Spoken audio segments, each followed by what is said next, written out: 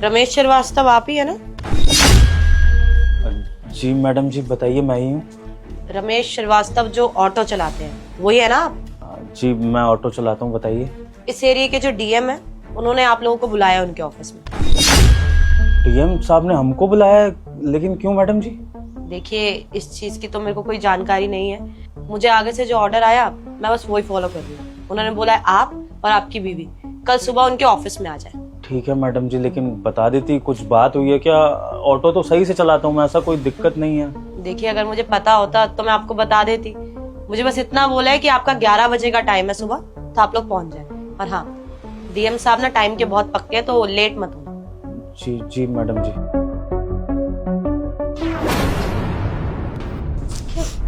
कोई बात हुई है क्या? अचानक क्यों बुलाया? आप जानते हैं उन्हें? अरे नहीं नहीं, मैं डीएम साहब को कहाँ जानूंगा भैया, गरीब आदमी ठहरे, कोई लेना देना ही नहीं सरकारी दफ्तरों से।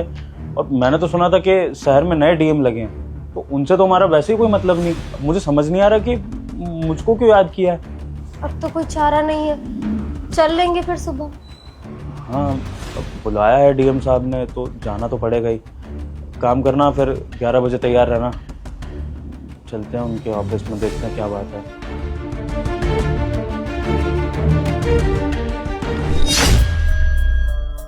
देखिए ना, कितना बड़ा ऑफिस है और कितना सुंदर है। हम छोटे लोग तो यहाँ आ ही नहीं सकते। भैया, डीएम साहब का दफ्तर है, बड़ा तो होगा ही ना। और ऐसे बड़े सरकारी दफ्तर में हम जैसे गरीबों को कौन ही बुलाता है। तो पता नहीं डीएम साहब ने हमको कैसे याद कर लिया।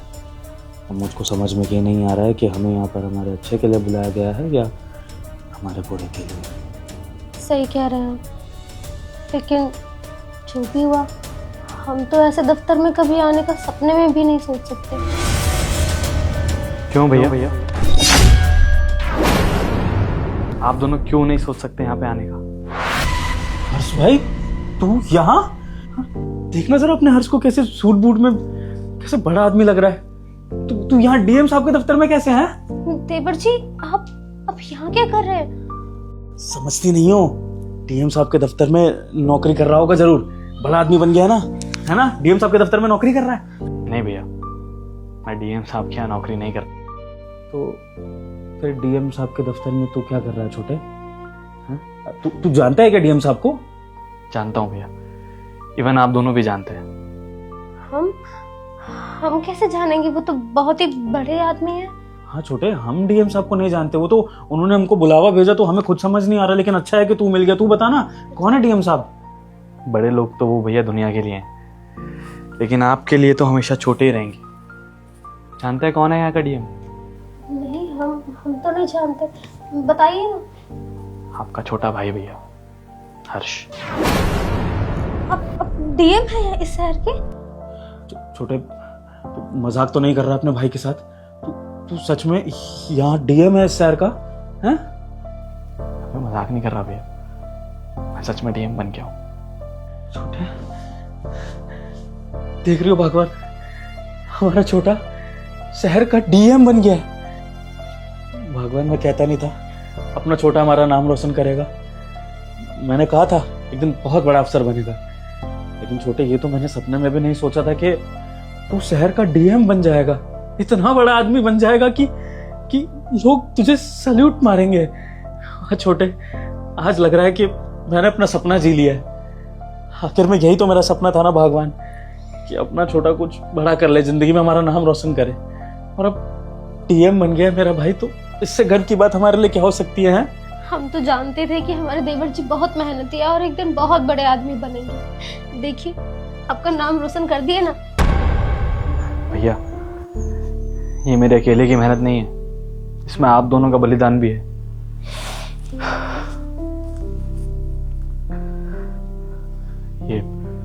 ये चेन याद है आप दोनों को?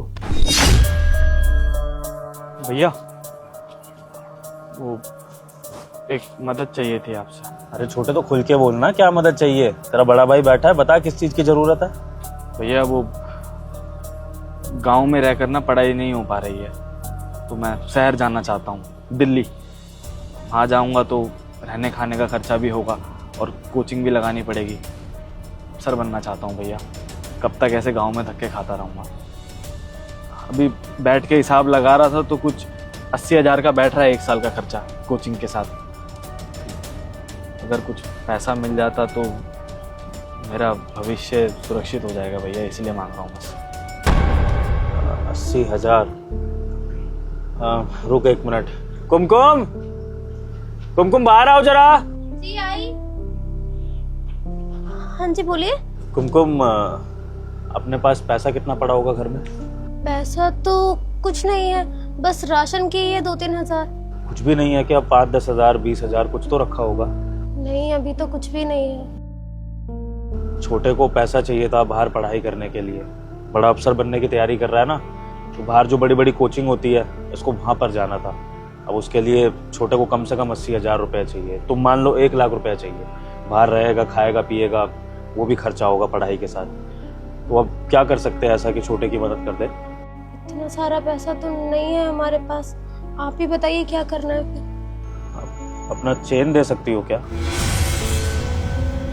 हमारी चेन, ये तो हमारे बाबा की आखिरी निशानी है। मानता हूँ आखिरी निशानी है तुम्हारे पापा की, लेकिन इस वक्त छोटे को हमारी ज़रूरत है और हम ही इसके माँ बाप है। अगर हम इसके काम नहीं आएंगे तो फिर ये अपना सपना कैसे पूरा करेगा? और वैसे भी चेन को बस गिरवी तो रखना है, जैसे ही अपना छोटा अफसर बन जाएगा, कमाने लगेगा, चेन वापस छुड़वा लेंगे, वरना छोटा अपनी भाभी को नई चेन बनवा देगा।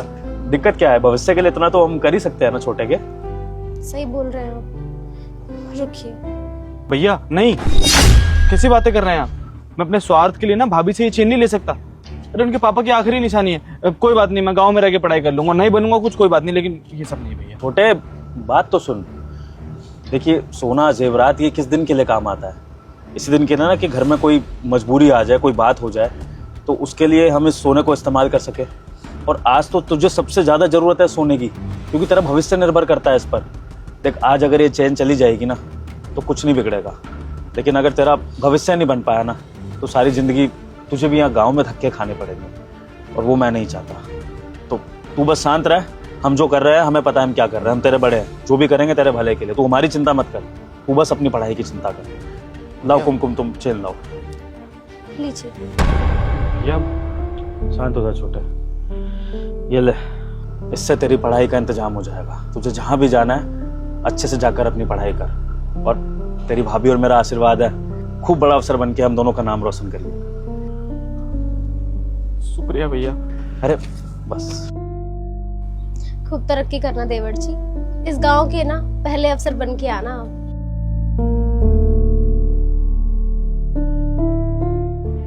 माफ करना, तुमको इतना बड़ा बलिदान देना पड़ा, लेकिन उम्मीद करता हूँ कि तुम समझोगी। कैसी बातें कर रहे हैं आप? आपने अपने बड़े भाई होने का फर्ज निभाया और मैंने पत्नी होने का। सच में बहुत अच्छी पत्नी हो तुम। छोटे, ये चेन तूने बेची नहीं थी, तेरे पास कैसे? हिम्मत ही नहीं हुई भैया बेचने की। भाभी के पापा की आखिरी निशानी थी, कैसे बेच सकता था? इसलिए ज्यादा मेहनत की, रात में पढ़ाई की और दिन में काम, ताकि एक दिन भाभी को ये चेन वापस लौटा सकूं। लीजिए भाभी। और भैया सच कहूं तो जो आप दोनों ने मेरे लिए किया है ना, शायद मेरे सगे माँ बाप भी मेरे लिए नहीं कर पाते। आप दोनों ने कभी ये फील ही नहीं होने दिया कि मेरे माँ बाप नहीं है या आप मेरे चचेरे भाई हो। हमेशा अपने बच्चों की तरह रखा। भाभी ने मेरी तरक्की के लिए अपने पापा की आखिरी निशानी तक दे दी। अगर आज आप दोनों नहीं होते ना मेरी जिंदगी में, कहीं गांव में होता, मैं कहीं भटक रहा होता लोगों के साथ। आज तक आप दोनों ने मुझे बहुत खुश किया। और एक आखिरी बार आपका छोटा भाई आपसे कुछ मांगना चाहता है। कैसी बातें कर रहे देवर जी, आप कुछ भी मांगिए, हम सब करने के लिए तैयार है आपके लिए। भैया आज मेरे पास अच्छी नौकरी है, अच्छा घर है, सिक्योरिटी है, पावर है, बस एक चीज की कमी है, एक परिवार की। और अब मैं वो परिवार पूरा करना चाहता हूँ। मैं चाहता हूँ कि आप दोनों मेरे साथ रहें इस घर में। नहीं छोटे, ये तू कैसी बातें कर रहा है? हम झोपड़ी वाले गरीब तेरे बड़े से सरकारी दफ्तर में तेरे साथ रहेंगे। अरे अब तू वो गांव वाला हर्ष नहीं रहा, अब तू एक बड़ा डीएम बन चुका है। हमारी गांव का जो हम तेरे साथ घूमें, और तेरे तो अब आगे पीछे बड़े बड़े लोग होंगे और वो सिक्योरिटी वाले तेरे को सलाम ठोकेंगे। अच्छा लगेगा कोई बड़ा अफसर आके देखेगा कि डीएम के भाई और भाभी गांव वाले हैं। देख छोटे, हमने तुझे इस दिन के लिए नहीं पढ़ाया लिखाया था कि तू कुछ बनने के बाद हमारे लिए कुछ करे। हम तो अपनी झोपड़ी में खुश है। आज भी मेरा ऑटो चलता है, तेरी भाभी का ध्यान मैं अच्छे से रख लेता हूँ। बस तू खुश है तो हम खुश हैं। तू अपना तरक्की कर, आगे बढ़। हम तेरे से कभी कभी मिलने आ जाया करेंगे, लेकिन इस सब की जरूरत नहीं अपने साथ रखने की। ये सब मत कर। जी देवर जी, आपके भैया एकदम सही कह रहे हैं। आप इतने बड़े आदमी हैं, हम तो आपके साथ चलते हुए भी अच्छे नहीं लगेंगे। आप रहने दीजिए, हम गांव में ठीक है ना जी? हम तो वहीं ठीक है। बिल्कुल बिल्कुल सही कहा तुमने भगवान। तू बस खुश रहा, हम यही चाहते हैं। भैया मुझे बात बताइए, आपने मेरे लिए जो भी किया छोटे भाई समझ के किया या फिर एक बच्चे की तरह? ताऊ जी ताई जी के जाने के बाद तो तू हमारे साथ ही पला बड़ा है। मैंने तेरा बड़े भाई की तरह, मैं यूं कह ले तेरे बाप की तरह तेरा ख्याल रखा है। तो मानता तो मैं तुझे अपने बच्चे जैसा ही हूँ, और तेरी भाभी भी तुझे अपने बच्चे जैसा ही मानती है। बस भैया, हो गया ना फैसला। आज मैं जो कुछ भी हूँ, जहाँ भी हूँ, जिस मुकाम पे भी हूँ, आप लोगों की वजह से हूँ भैया। भाभी, आप दोनों ने जो कुछ किया ना मेरे लिए, शायद कोई सगा भी नहीं करता। और जिस तरह से आपने मुझे अपना बच्चा माना है ना, मैंने भी हमेशा आप दोनों को अपने माँ बाप का दर्जा दिया है। और अब मैं चाहता हूँ कि मेरे माँ बाप मेरे साथ रहें। इसमें गलत क्या है भैया? कौन हंसी उड़ाएगा? माँ बाप के साथ रहने के लिए कोई अमीरी गरीबी तो नहीं देखी जाती ना। प्लीज, आप दोनों के आगे हाथ जोड़ता हूँ, मना मत कीजिए। देख रही हो भगवान, हमारे छोटे के संस्कार। मुझे आज इस बात की ज़्यादा खुशी है कि बड़ा अफसर बनने के साथ साथ इसमें से हमारे संस्कार नहीं गए, इसमें अहंकार नहीं आया। और इस बात से मैं बहुत प्रसन्न हूँ छोटे। ठीक है, मान ली तेरी शर्त, रहेंगे तेरे साथ तेरे सरकारी दफ्तर में, लेकिन हमारी भी एक शर्त तेरे को माननी पड़ेगी। जैसा आप कहेंगे भैया वैसा ही होगा। बताइए। आज के बाद तू मुझको अपना चचेरा भाई नहीं बोलेगा। मैं तेरा सगा भाई और ये तेरी भाभी, तेरी माँ जैसी। बता। ठीक है भैया, अब छोड़िए ना ये सब। आइए मैं आप दोनों को आपका घर दिखाता हूँ। चलिए।